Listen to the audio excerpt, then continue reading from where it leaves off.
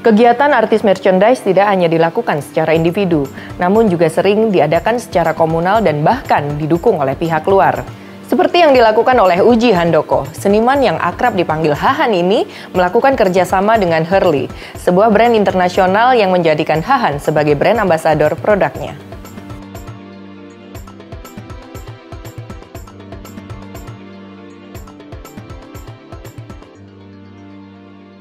Kita mengenal Mas Hahan sebagai seorang seniman yang di-endorse oleh sebuah brand yaitu Hurley.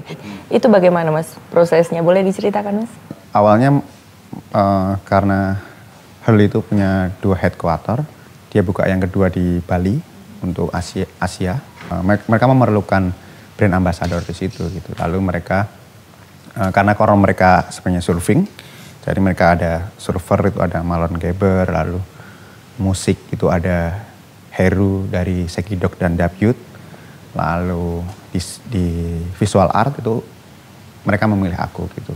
Mereka lihat apa yang pernah aku bikin gitu, merasa cocok dengan semangat mereka karena mereka punya satu tag slogan gitu, microphone for youth gitu.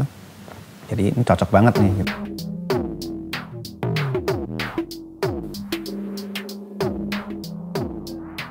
Lalu apakah hal tersebut tidak mengganggu proses kreatif Mas Hahan sendiri atau malah justru memberi keuntungan?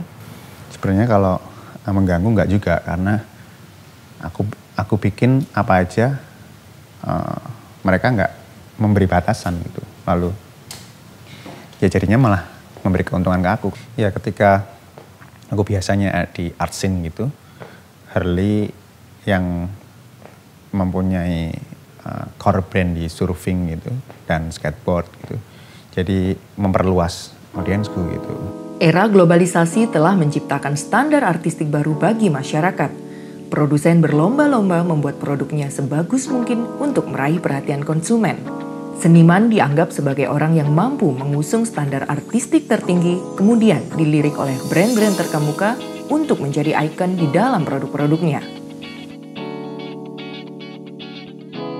Hurley itu cocok dengan stylenya kayak seninya, gambarnya dia, dan kita membuat di t-shirtnya seperti kayak salah satu kolaborasi dia dengan Debut kan kita taruh di t-shirt. Pertama kita hanya buat limited edition aja, cuma 80 biji, ternyata betul-betul orang sangat suka kan. Jadi ini orang memang suka dengan yang berbeda, yang dengan di luar pasaran market yang seperti biasanya orang cuma yang membawa artis-artis dari luar negeri, dan kita international brand itu membuat lokal artis, jadi sama betul-betul berbeda kan, dan orang sangat tertarik dan memang itulah yang dicari gitu loh.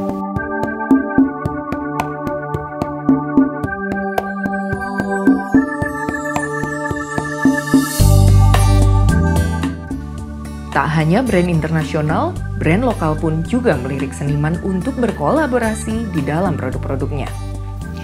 Salah satu brand yang mengangkat karya seniman sebagai artis merchandise adalah Behavior. Melalui media online dan retail store seperti ini, Behavior berhasil mendistribusikan produknya ke segmen yang lebih luas.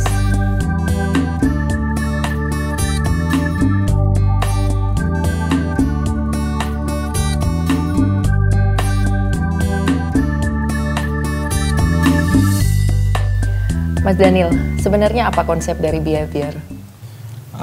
Behavior lebih ingin mempopulerkan seniman-seniman masa kini untuk bisa dikenal oleh masyarakat yang lebih luas.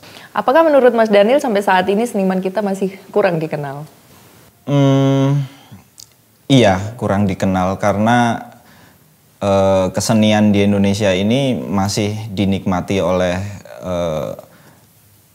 pecinta seni itu sendiri, kemudian oleh kolektor, galeri seni, dan hanya sebatas itu. Sedangkan seperti pelajar atau orang dewasa pada umumnya itu masih banyak sekali yang belum terlalu mengenal siapa sih seniman-seniman Indonesia yang sudah populer di dunia.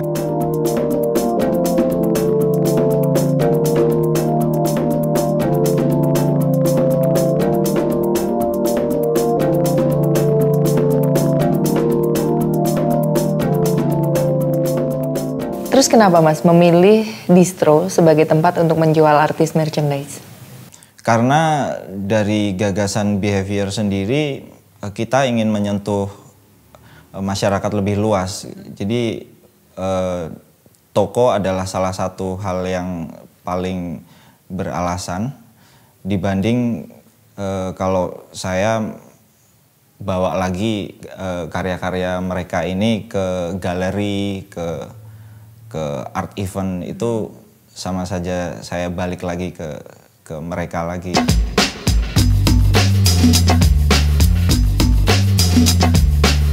Artis merchandise sebagai produk yang bisa bersifat massal dan multimaterial menjadikan seniman mau tak mau harus menjalin hubungan kerjasama dengan pihak lain.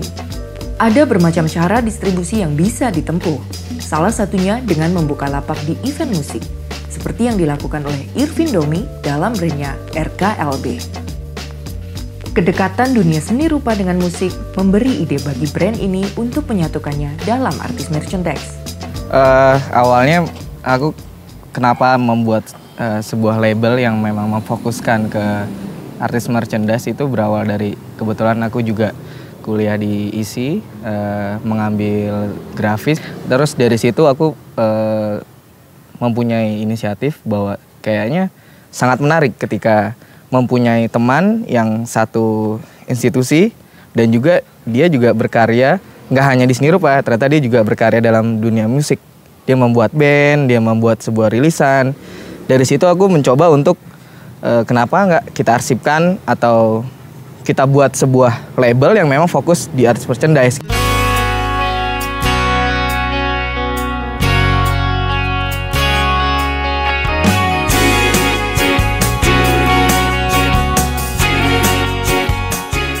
Benar-benar mencari kayak bagaimana ya cara sellingnya, cara pendistribusiannya. Kita langsung ternyata waktu itu dari beberapa IO yang pembuat musik itu menawarkan bagaimana dong kalau memang lo punya banyak produk, dibikin lapak aja. Di situ nanti lo bisa jual CD, lo bisa jual t-shirtnya, lo bisa jual art poster yang dari lo produksi gitu. Nanti persenan lah untuk eventnya berapa, seperti itu sih. Dan dari lapak itu sendiri ternyata banyak antusiasnya.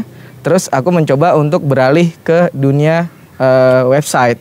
Dari website langsung kita coba ke sosial media lewat Twitter gitu. Dan cukup lumayan.